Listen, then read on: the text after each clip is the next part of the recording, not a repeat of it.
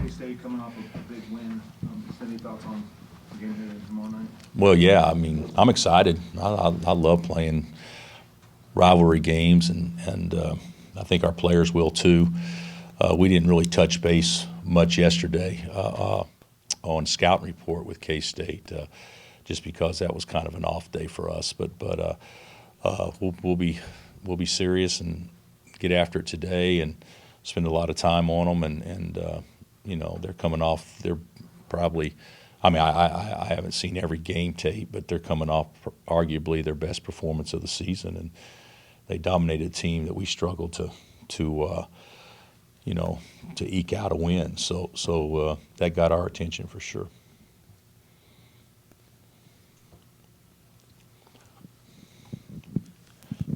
Hey, Bill, is there an update on Jalen and kind of how he's coming along? He practiced up and down a little bit the other day, but I still think we're a couple of weeks away from determining whether or not he'll try to come back this year. I personally see value, and he wants to come back. He would like to come back. His parents are good with him coming back, and I see value that he could potentially help our team. But I'm not going to put him out there and lose his year unless I'm confident and he's confident that he can be part of our rotation moving forward. And so, I mean, we're still probably a couple of weeks away from determining that. Has he been able to do anything that would give you an indication? No, not yet. No. When I say go up and down, I mean, I'm talking about, you know, a few possessions and block out and break or something like that. But we haven't stressed him to the point to know that if he is physically ready to help us, nor. I mean, I personally think, you know, you take 3 months away from the game, you know, how it's going to take 2 or 3 weeks to get your rhythm and your timing back too. So we're trying to rush it to determine that, because if he is going to play, you want him playing as soon as possible. But on the flip side, if I'm not positive that he's going to impact us, then I can't see a reason why to do it, and we're not going to know for a couple of weeks. How about from the mental side? Sorry, you know, just knowing offense, knowing what you guys do. I mean, any indication there? I think he's really bright. So I think he'll actually pick up on some stuff quickly. But that's part of the 2 weeks probably. Matt letting him run with the first group and see if he can do it. And we don't even know yet if he's 100% healthy. I mean, you know, part of that is conditioning. Part of that is a lot of things, and he hasn't even tested it to the point that he knows that he can be explosive. So we're still ways away. But the mental aspect, I think he can pick up on that pretty quickly. Bill, in Big 12 play, granted your offensive numbers have dipped a little bit, but your defensive numbers really look strong. Can you just kind of put those two together and tell us where you think we're at? Well, I think that our league is the best defensive league in the country. I think every year you go into league play and your numbers always drop. Offense every year. It makes no difference because the competition steps up. And you don't have certain games during your non-conference season that skew how many points you really score. I've always been a believer on us. If you're going to look at our stats, just look at our league play and look at the 5 biggest non-conference games. Don't even look at anything else. In our case this year, it could be 6 or 7, but I wouldn't even look at anything else. But Monmouth throws ours out of kilter a little bit because you hang 112 in that game. That's not who we are, even though it's nice to see that we have potential to do that. I don't think our offense is very good. But I texted with a coach yesterday. He said the best way for many offenses to look good is to play poor defensive teams. And that's not going to happen in our league. It's not going to happen. I mean, I watched K-State play at Texas the other day, and you guys may have saw the game too. K-State falls behind early because Texas has to shoot 2 Hail Marys at the end of the clock, and they both go in. Hepa made one, and I think Coleman made one to start the game. And so, I mean, you can't guard better than that. And so it'll be just like that tomorrow. It's going to be a grind to get baskets. I also think this, when teams aren't quite as good offensively, and I've had many over the years, especially back at Illinois, I mean, many, aren't quite as good offensively, then you put that extra emphasis to be great on the other end. And you know, teams take pride in it, and this league certainly has, you know, all the teams taking pride in it. And I just think, you know, I said the first one to 60 at Texas, which ended up being true, but you know, hanging 70 in a league game this year, I think, is going to mean that you played very well offensively. I just don't think there's going to be many games like that. Coach, could you just comment about that Doak's performance on Saturday and his progress this season, and what Saturday's game and a performance like that can set him up for the rest of the season? Well, I don't think it was just Saturday's game. I think it was Tuesday's game, which led into Saturday's game, and I think you guys have all seen it. He's become not a good defender. He's a really good defensive player, and you know, he's being so much more aggressive. He's trusting his feet. He's from an IQ standpoint is really understanding when to try to block shots, when to stay down. I mean, he's starting to understand and get it. And his ball screen defense has been really good. Now, we've done some things to make it easier for him on his ball screen defense, but still it's been very good. And I know our players have a lot of confidence that when they do get beat, that they've got a guy that can cover for them back behind them. But I'm just amazed with his athletic ability. You know, to be that big and to slide his feet like that. He had some possessions against Texas that I thought were probably about as good a one-on-one defensively as you can play.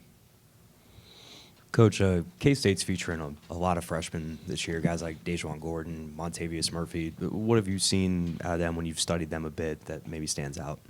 Well, I think they're good players, and they're going to be real good players. I mean, there's no question. You know, whenever there's turnover and you lost players like they have, and we've done the same thing here too. You hope like heck that you have a really good recruiting class in the years in which you lose numbers. You know, if you remember, we lose all 5 starters, but we happen to recruit Marcus, Markeith, and Tyshawn.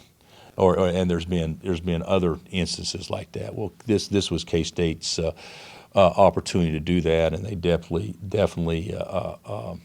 made the most of it, because those guys are going to be starters for them for years. You know, eventually when they all get into it and everything, and I'm impressed. I think they played beyond the years, but this is a thing that I would look at and say, without knowing them personally or anything like that, hey, the way they handled West Virginia and their pressure and all that stuff is impressive for an 18-year-old to do that's never gone against that before. So that was very impressive to see.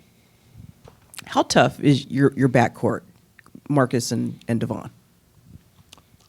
I think we're tough in some ways. I think we can get tougher in other ways, but physically, I think we're pretty tough, and mentally, I think the guys, you know, they get a lot done.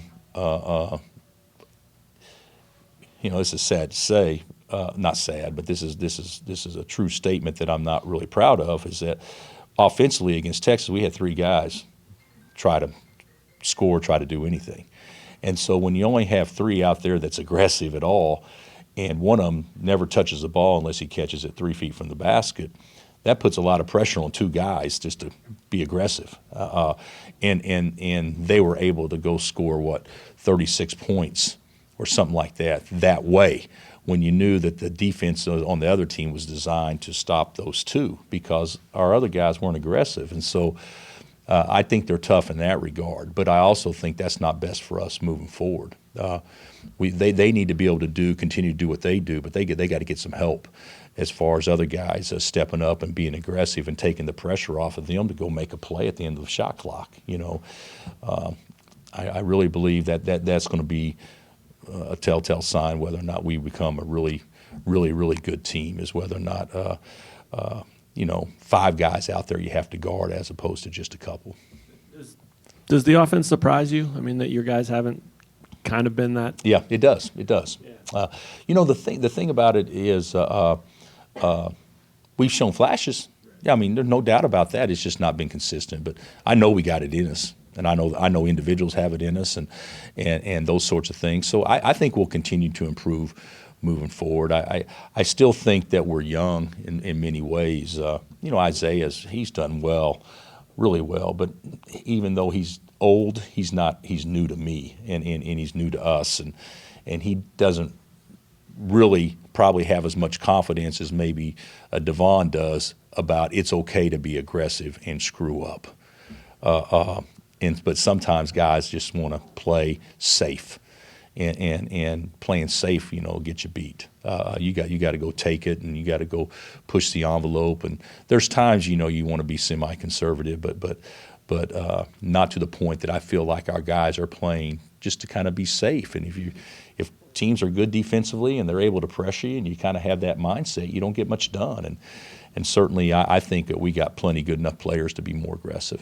I also want to ask you, did you find out any more about Marcus and what happened to him, and then also how's he been? Or how He's is he? fine. He's from what I heard, telling Jeff Rank, talking with Jeff, it wasn't a head. It sounded like it. It was a shoulder. And what happened is he got like many people do in foot, he got a stinger, and his arm went numb. Isn't that what happens, Dave, when you get that? Hurts a lot. Yeah. For a short amount of time. For a short amount of time, and his body went numb. And then after he kind of got himself back together, they went back and checked him and said he was ready to go. So we were fortunate with that. Hey, Bill, just in general, what do you think about your guys' transition offense? I don't think much of it. I think it's the worst that we've had in a long time. I actually thought it was a little bit better against Texas. I think we ran out and got 4 or 6 points that you didn't have to earn. But I don't think it's very good. I don't think we run as well. But I also think this. I mean, this is also true too. You play OU, they send 4 back. It's a lot easier to run if teams crash, but it's also a lot more difficult to rebound. So you send 3 or 4 back. Defenses are set. There's not that much. So the only way you run is off deflections, off of steals and things like that. And you go back, and we had back-to-back games where we forced 5 turnovers. So I think it's better than what it's been here of late. But I think the way that teams are guarding us and attacking us is also eliminating the missed shot transition, because I think defenses are pretty well set by the time we get the ball across half court. At least that's the way it's been of late.